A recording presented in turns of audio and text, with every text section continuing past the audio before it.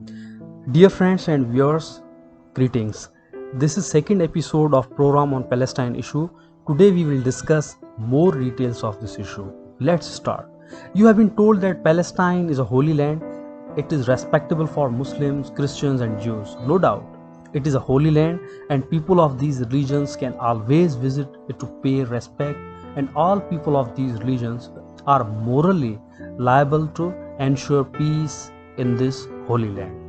It is homeland to Palestinians, which is being occupied by Zionist aggressors. You all know that Palestine was divided by United Nations in 1947 through a resolution, and new state named Israel was carved out from Palestine. How did it happen? Let me tell you. Zionists started to unite, establish their own country by late 19th century and organized their first Zionist Congress in 1897 at Basel, Switzerland under the leadership of Theodor Herzl. This conference paved the way for Zionist unity to establish a new Jewish state in Palestinian territories. When Ottoman Empire fought alongside Central Powers against Allied powers in First World War, Zionists allied themselves with Allied powers, particularly with British Empire. After the defeat of Central Powers and Ottoman Empire in the First World War, British Empire publicly issued a statement in 1970 to establish Jewish state in Palestine, which is known as Balfour Declaration. Zionists were awarded for their support and services to British Empire in First and Second World Wars. Zionists provided capital, grounds and camps for the wars against Ottomans and other Central Powers. After the disintegration of Ottoman Empire, or when World War I ended in 1918, the British took control of Palestine. The League of Nations issued a British mandate for Palestine, a document that gave Britain administrative control over the region and included provisions for establishing a Jewish national homeland in Palestine, which went into effect in 1923. Eventually, British Empire and Zionists got edict of United Nations in 1947 for the partition of Palestine. Since then, Israel is been using various excuses and reasons to suppress Palestinians for occupying more land. Palestinians have lived on this land for thousands of years, so land belongs to Palestinian people as per international law. Hence, despite all violations of international law and illegal occupation of Palestinian territories, PLA officially recognized existence of the Israel through Oslo Accords in 1993 or Declaration of Principles, but accords were never been respected or implemented by Israel. Still, more than 85% land of Palestine, mainly West Bank, is under direct military control of Israel. The state of Israel been involved in continuous aggression and war crimes, but international community and UN is silent due to political influence of USA, Israel and its allies. Theft, the theft of paragraph, the theft of Palestine is very recent. It has been talked about for a long time. There is no legal basis to the Balfour letter. This is a purely manipulated construction by the Rothschilds and other members of the money lenders over the years. I have a meme that I write, and I write that in all good books, and we all know this, stealing is a crime punishable. The stolen lands must be returned. There should be a one nation solution, Palestine.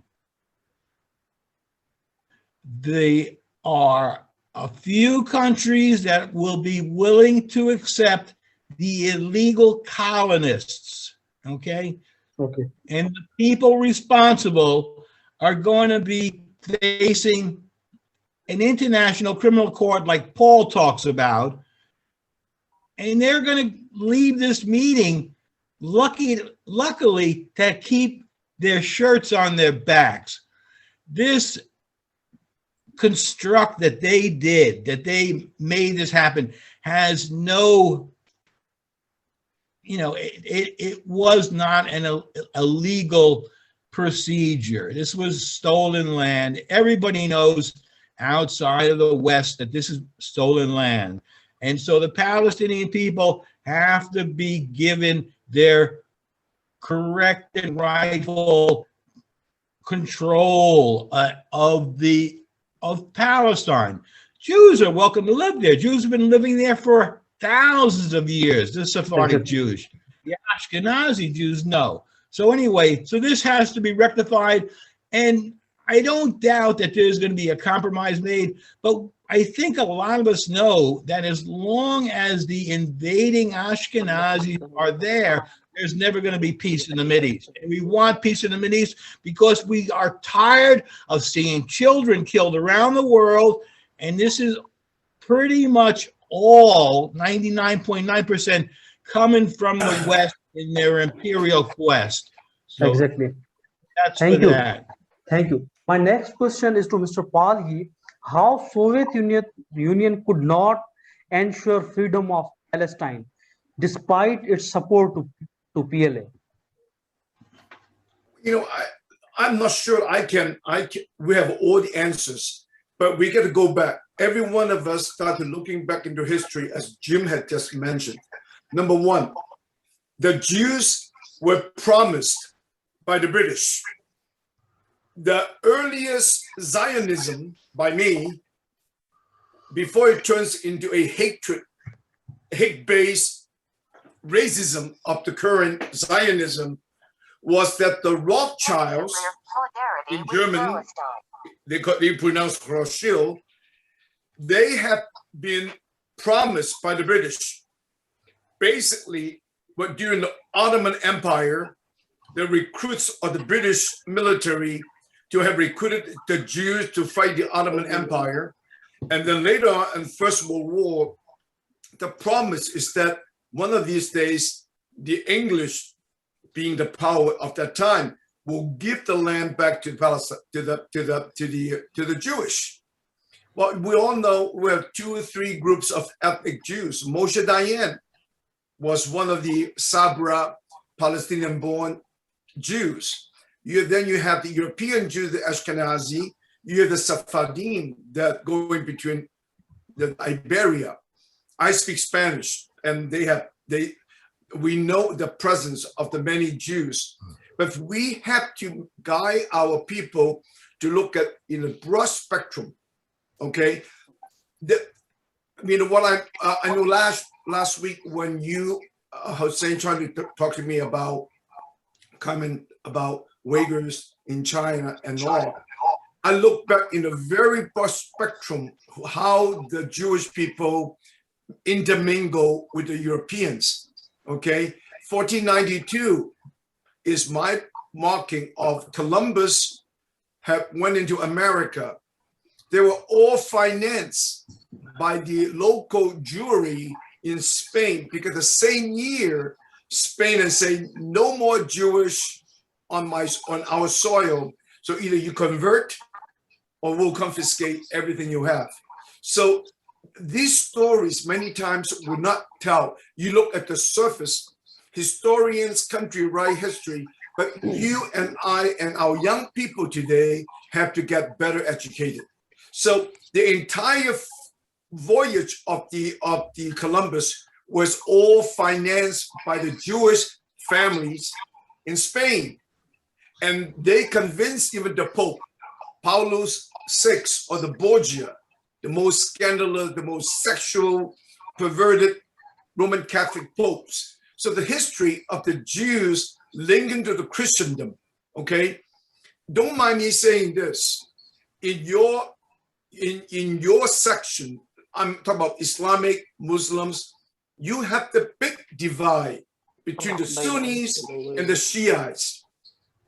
In the Christian world, I call Jesus Christ as a new Jew who split with Jerusalem, who split with the usury charging of the money and the system of the Jews servicing Rome. So they become slaves because Paul, the apostle, my name is Paul.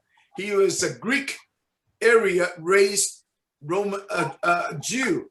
So he brought the culture into the Latin, the Roman, and eventually that gone into Rome.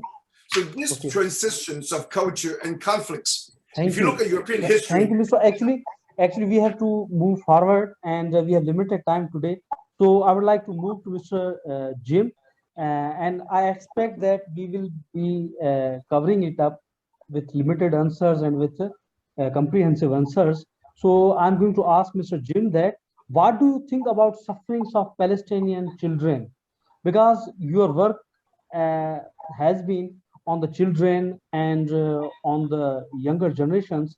So what do you think about their sufferings and how this all conflict is leaving impact on their minds and their souls? In the West, it's observable, when I talk about the discipline of the West is observably hate, war, and supremacy, okay? Killing children is the greatest crime that man can commit upon its own people. Children suffering is the cause for all of us to come together as humanitarians, which we all are.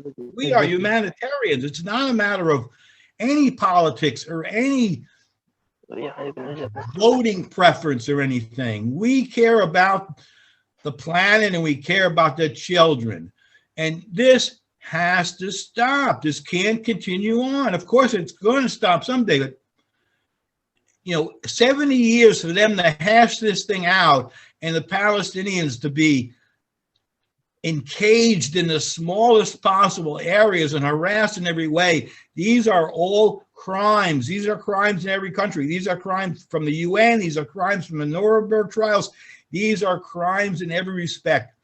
We can't keep going on speaking a dialogue that's been provided by the West in order to protect them from their shame and the crimes they've committed.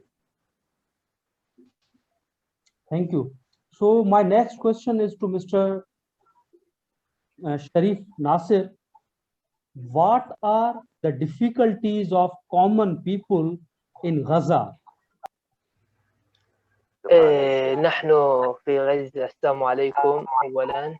وعليكم السلام. نحن في غزة نعاني من مشاكل كثيرة، وبسبب الحروب والدمار التي كل فترة من الزمن يأتي حرب ويدمر ما أنشأناه من منشآت اقتصادية ومن مراكز تعليمية للأطفال وما يتعلق بهذه المشاكل. يأتي الاحتلال ويقوم بتدميره دمارا شاملا. وكما تعلم أن أطفالنا الصغار الآن يعيشون وضع سيء وحالة نفسية صعبة بسبب صوت القصف الذي نعاني منه نحن الكبار، فما بالك أطفالنا الصغار. ونحن في غزة سواء مسلمون أو غير مسلمون فإننا نعيش تحت هذا القصف. نحن جميعا نؤمن بالسلام ونحب أن نعيش في سلام. أطفالنا وكبارنا ونساؤنا وشيوخنا، الكبير الصغير يتمنى أن يعيش بسلام وفي أمن ويشعر بالطمأنينة كما يشعر الآخرون بها. كما رأيت في الصور والوثائق التي قمت بإرسالها لك تنجيم أطفالنا الصغار وهم تحت قصف الاحتلال الصهيوني الإسرائيلي فإننا نعيش حالة من الرعب، حالة من الخوف، وها نحن الآن نعاني من قطع الكهرباء في غزة، الحصار، إغلاق المعابر. الكهرباء لا تأتي إلا ساعتين في اليوم. كما ترى نحن جالسون على الطاقة البديلة البطارية، وهنا برامج الدعم النفسي لا يمكننا أن نقيمها بسبب الوضع الصعب الذي نعيشه في غزة. وكما تعلم لا يوجد الوقود ولا الغاز يأتي متقطع إلى غزة، ولا الكمية التي تأتي لا تأتي ولا تقوم بتغطية أهلنا في غزة. وهنا نعاني من حصار شديد شديد جدا الآن. وكما تعلم ما زال الاحتلال يقوم بقصف الأطفال الأبرياء.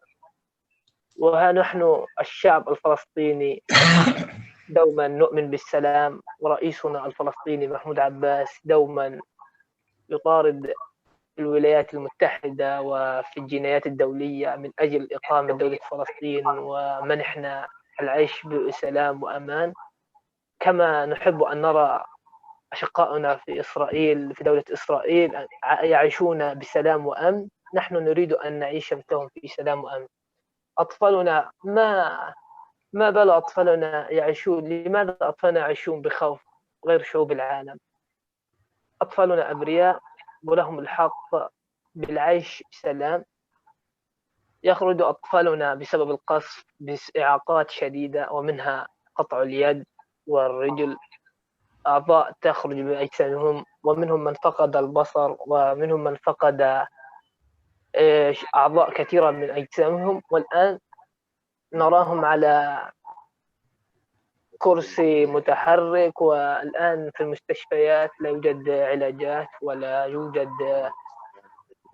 ولا يوجد مواد طبية كافية لعلاجهم. ونحن نستخدم العلاج الخارجي لهم، وهذا يكلف كثيرا. وفي الوقت الذي نعيشه لا يمكننا أن نقوم بتوفير ما يمكن دفعه للعلاج الخارجي خارج فلسطين، خارج مدينة غزة المحاصرة منذ 2006 حتى الآن. منذ 2006 دخلنا في حصار شديد إلى 2021 حتى الآن نعيش تحت الحصار الظالم. وكما ترى أننا في غزة 2008 تم حرب شديدة، وتم قتل المدنيين، وتم قتل الأبرياء، وهذه الحرب تمت 51 يوم، وكنا لا نملك لا طعام ولا شراب ولا مسكن. تم تدمير بيوتنا بالكامل.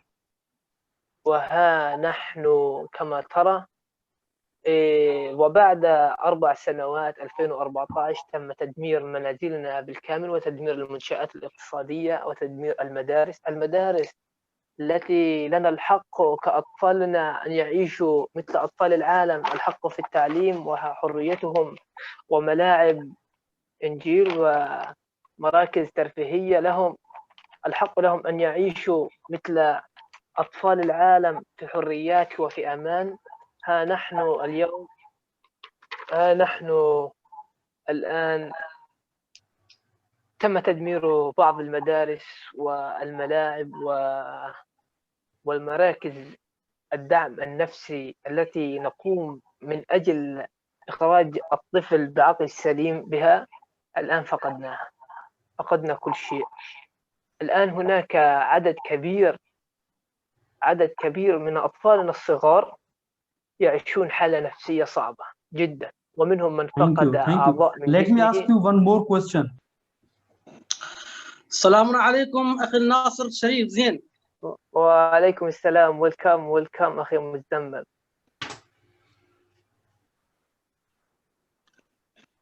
الأخ العزيز الحسين يقول أنتم يعني ما هو موقفكم في هذا الأمر الفلسطيني؟ الناس يعني القوات العالمية ماذا يقدرون يفعلون لكم؟ القوات العالمية يمكنها أن تفعل الكثير يمكنها أن تفعل الكثير من أجل أهلنا في فلسطين، ومنها حل الدولتين ومنحنا العيش بسلام وأمان مع الجانب الإسرائيلي، وتوفير لنا أقل مستويات الحياة في فلسطين وفي غزة خاصة التي تم تدميرها منذ عام 2006 حتى الآن، دمار شامل، ومنها بناء المستشفيات، ومنها بناء المراكز التعليمية، ومنها أهم شيء مراكز الدعم النفسي لأطفالنا الصغار. Great. मेरा आपसे सवाल ये है कि मुस्लिम दुनिया की खामोशी और ख़ास तौर पे अरब दुनिया की खामोशी को आप किस तरह देखते हैं फ़लस्तीन के इशू के हवाले से, और ये क्यों खामोश हैं? आया ये इस वजह से खामोश हैं कि इनकी कोई मजबूरी है, या आलमी ताकतों के प्रेशर की वजह से ये खामोश हैं? जी हुसैन साहब, बिस्मिल्लाहिर्रहमानिर्रहीम। अर्ज़ खिदमत यह है कि ये जो फ़लस्तीन में बर्बरियत चल रही है, या दुनिया के दूसरे ममालिक में बर्मा हो, यमन हो, या फ़लस्तीन हो, या दूसरे ममालिक कश्मीर हो, इन ममालिक में जो भी ये जुल्म उठाए जा रहे हैं, इनके पीछे खामोशी जो है अरब ममालिक की, खुसूसन मुस्लिम ममालिक की खामोशी, ये खामोशी इसका सबब नहीं है कि इनके ऊपर कोई आलमी दबाव है। फर्ज करें अगर कोई इनके ऊपर आलमी दबाव है भी, तो एक इंसानियत के नाते ये इस दबाव को रिजेक्ट कर सकते हैं, लेकिन चूंकि वो इस दबाव को रिजेक्ट नहीं कर रहे, और वैसे भी कोई इंसान किसी और का दबाव प्रेशर नहीं ले सकता, एक बात। दूसरी बात, आलमी ताकतें सियासी एतबार से तो कभी कभी इन मजलूमियत की हिमायत में बयान देती हैं, तो माकूल नहीं है कि आलमी ताकतें इन पर दबाव डाल रही हों, लेकिन अंदर से कुछ और हो तो वो खुदा ही बेहतर जाने, लेकिन ये बईद नहीं है कि अंदर से कुछ हो। लेकिन बेज़ाहिर जो मसला देखा जाता है वो हमारी इन मुस्लिम ममालिक की ज़ाती मफाद की खातिर उनकी जो हिस्से इंसानियत है वो मर चुकी है। हर बंदा, हर सियासी, हर लीडर वो अपनी ज़ाती बका की खातिर, अपनी कुर्सी की बका की जंग लड़ रहा है, और उनका सबका सिर्फ एक ही मकसद है कि उनकी अपनी कुर्सी बची रहे। तो अपनी कुर्सी बचाने के लिए अक्सर लोग, क्योंकि इसराइल का ऐसा जाल है जो पूरी दुनिया में फैला हुआ है, उनकी नेटवर्क की तहत में ये लोग आ चुके हैं, और अक्सर तो उनके नेटवर्क के नीचे ही काम करते हैं, चाहे सरेआम करते हो या चाहे चुपके करते हैं। तो उनके अंदर ये हिम्मत नहीं हो रही कि अमेरिका और इसराइल के खिलाफ ये कुछ बात करें। अगर इन्होंने कोई बात की तो इनकी कुर्सी जा सकती है, एक बात। दूसरी, अगर इनको अमेरिका और इसराइल का डर ना भी हो, फिर भी इनकी जाती जो इंसानियत है, गैरत है, वो खत्म हो चुकी है।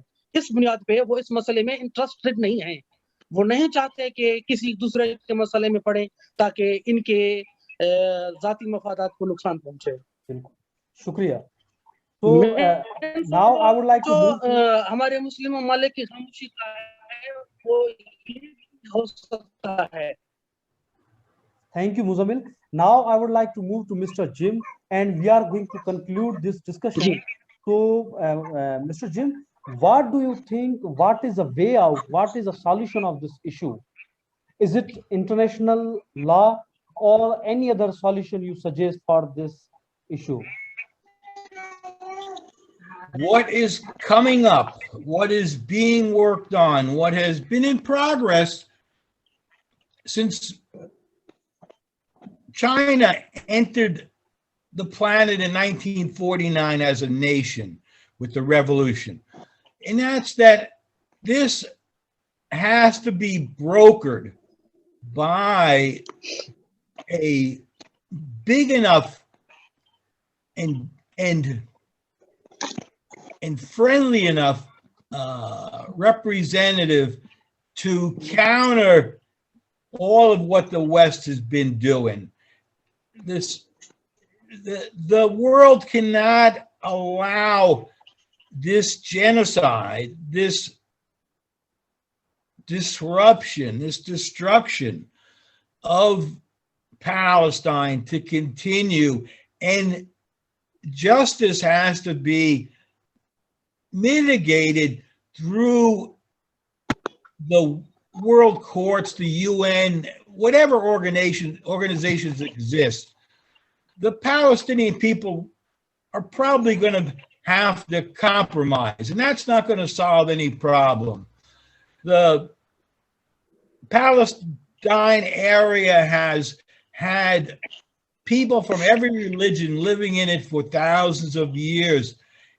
This concept of Israel is a mutation. It's not natural and it's not even fair. So for the future of the Palestinians, and it's coming quickly now.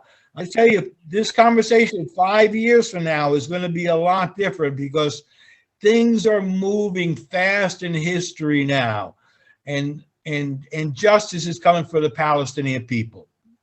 Thank you. Muzammil, आप सुन रहे हैं मुझे? मुज़म्मिल, आखिरी 2 मिनट में आप मुझे आंसर दें। आपकी नजर में इस मसले का क्या हल है? आपकी नजर में क्या सॉल्यूशन है? किस तरीके से फलस्तीन के मसले को पायदार तरीके से हल किया जा सकता है? मेरे आखिरी मसले के हल जो है 2 नुक्ते नजर से हो सकते हैं। एक है जो आलमी वर्ल्ड लेवल, पूरी दुनिया के एतबार से, वो सबसे ज्यादा जो अहम मसला है वो ये है कि दुनिया में सबको हक की बात कहनी चाहिए, सच की बात, इंसाफ की बात कहनी चाहिए, जिस बात का आलमी ताकतें दावा भी करती हैं। लेकिन अंदर के एतबार से, यानी एक छोटे लेवल पे अगर कहा जाए तो तमाम मुस्लिम ममालिक को आपस में मुत्तहिद होकर अमेरिका इसराइल को एक दंदान शिकन जवाब देना होगा। मिलकर कम से कम अमेरिका और इसराइल पर बयानात का नहीं तो उसके साथ हर एतबार से उस पर दबाव डालना होगा। उस दबाव डालने की वजह से उस पर असर हो सकता है, जिसकी वजह से वो इस फितने को छोड़ सकता है। क्योंकि जिसे टेररिज्म कहते हैं, जिसे दहशतगर्द कहते हैं, ये सियासी दहशतगर्दी हो या कोई और दहशतगर्दी हो, ये हर किस्म की दहशतगर्दी करने वाला इंसान जानवर होता है, और जानवर को जो है प्यार से नहीं समझाया जा सकता जब तक उसके सामने सख्ती से बात ना की जाए। तो पूरी दुनिया में अगर मुस्लिम ममालिक या वो ममालिक जो इत्तेहाद पसंद है, चाहे वो मुस्लिम ना भी हो, अमन पसंद है, पीसफुल है, उन्हें अपना किरदार अदा करना होगा। बिल्कुल, thank you. Mr. Paul, I would like to hear you, and I expect that you will answer in one line. What is the sustainable solution of this issue? In one line. Jim have just said, up until now, the voice has been for Israel, has been for the Anglo-American Empire, and now the voice is the UN has to become more increased by the world representation.